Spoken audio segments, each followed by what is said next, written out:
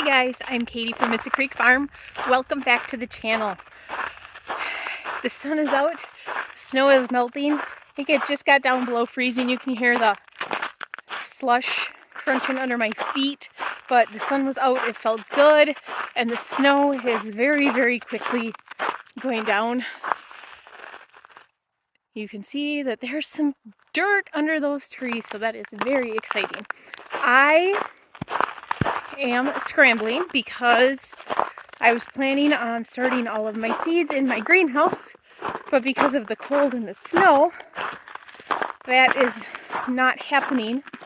So I was going to build a small cold frame to start seeds in the high tunnel, put my trays in, and then at night I could stick like a little electric heater or my heat mat or something in there to keep it warm. But time is of the essence, and I don't have time to build something like that, even though I have all the materials. And so I ended up ordering a low tunnel off of Amazon. I have no clue what it's going to look like because it was only 20 bucks, and I think there's two of them in here. Not quite certain. It's hard to tell with the description, but I'm going to set this up here in the high tunnel and put the temperature gauge in it.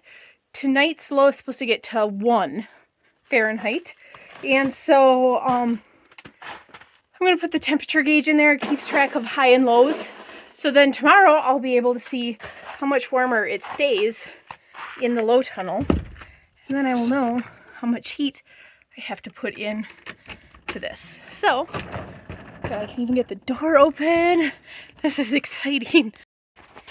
It feels good in here. It actually has some humidity. Yeah, it's feeling like spring, and it is wonderful. Quick update on my peas. They have not germinated yet because I don't have any water in here. And I was leaving for Mexico right when I had filmed that, right before I filmed that. And I wasn't going to put it on my family since we're getting so much snow while I was gone. I wasn't going to put it on them to come in and shovel snow and to get these peas watered. After this weekend, so like Monday, we're supposed to be mid-40s, and at night we're supposed to be like mid-20s. So I am going to run the hose from the water trough all the way down here, which is what we usually do in the summer, and turn on a sprinkler in here and then get those ready to go and get them germinating. Okay, but back to the low tunnel here that I have. I'm just going to put it right here in this ground so that I can stick the poles in without going through ground cover, and then just stick a thermometer in and keep an eye on it.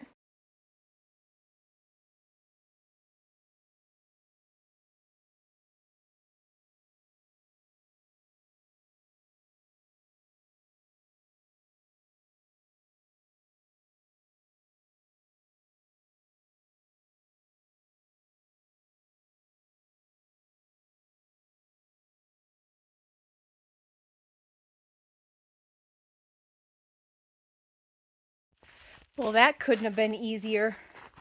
It's just essentially high tensile wire that is through plastic. This is not as thick as the 6 mil from on our high tunnel, but it is thicker than most of the stuff I've seen. And you can see it just runs through these little grooves, whatever those are called. My sewing days are long gone. I don't remember what that's called. Anyways, so it just runs the whole length. There were 2 of them. They're about 10 feet long each. And it was super easy to do. Looks like they perforated it so there's some ventilation. So I'm impressed. I kind of was expecting it to be super cheap and super flimsy, but I think it'll actually work really well. So now I have to find the thermometer base gauge, whatever it is, and stick it in there, and then we will watch tonight. There we go. So I'm just gonna take and put that in there.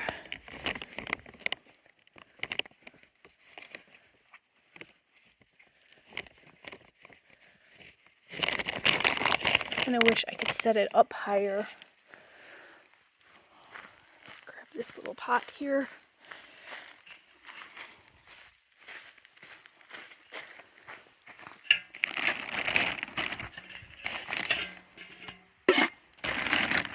There we go.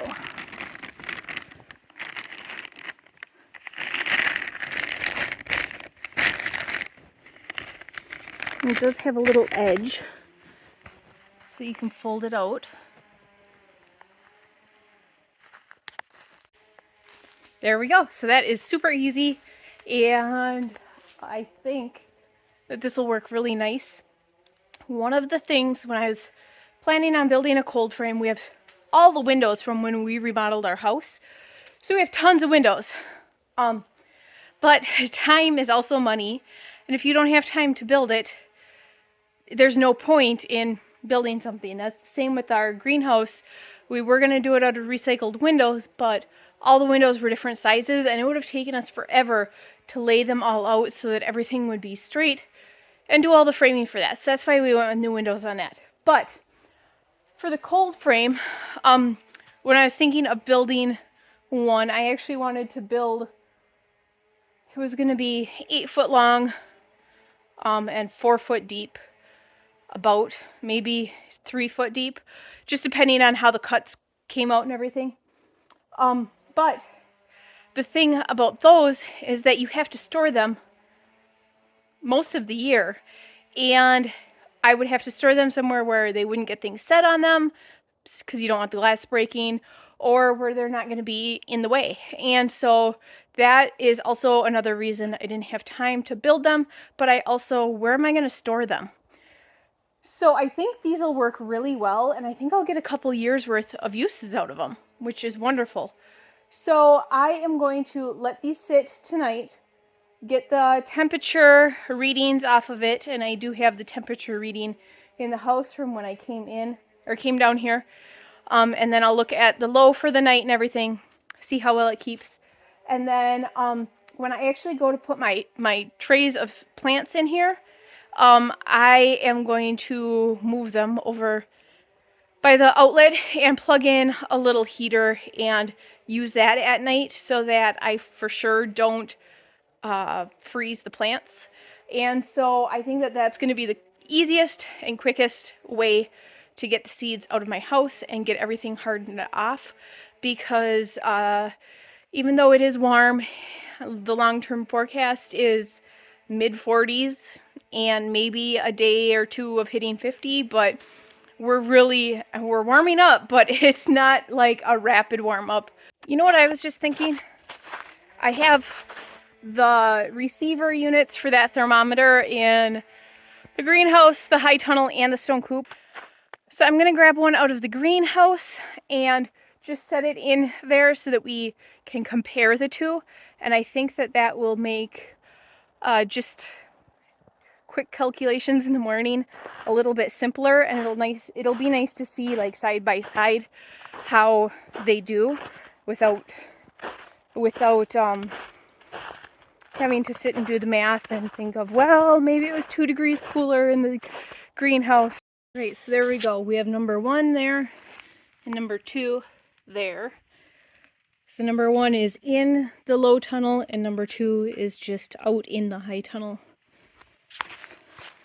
So I will see you in the morning and let you know what it says. Okay, so it's 11 outside right now. It's 9 in the low tunnel. It's 8 in the high tunnel. And I'm going to hit this. It got to 115.7 yesterday, 65. And it got to -6 in the low tunnel, -10 in the high tunnel. So it kept it 4 degrees warmer being in that second layer. I'm not quite sure how well this is able to be seen, but we're just a few hours after I took the video of the temps, and it is 21 outside, and in the low tunnel it's 22.7, in the high tunnel it's 18.8. Figured I'd finish this video aside because you can hear the birds are chirping.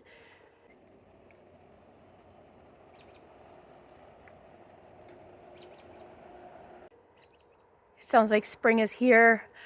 And I really think that having that low tunnel and the high tunnel will really help. And so I'm going to give it a few days, keep an eye on the temperatures and everything. And then probably I'm thinking in like 3 days, I will start moving seedlings and put the seeds that haven't germinated yet out in the low tunnels, and I will just plug in little electric heater in there, or even the heat mat, just to keep them from freezing.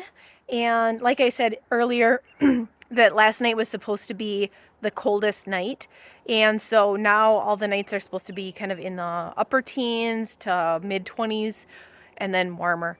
And so I really think that just a small heater on low, or even the heat mat, would make a big difference.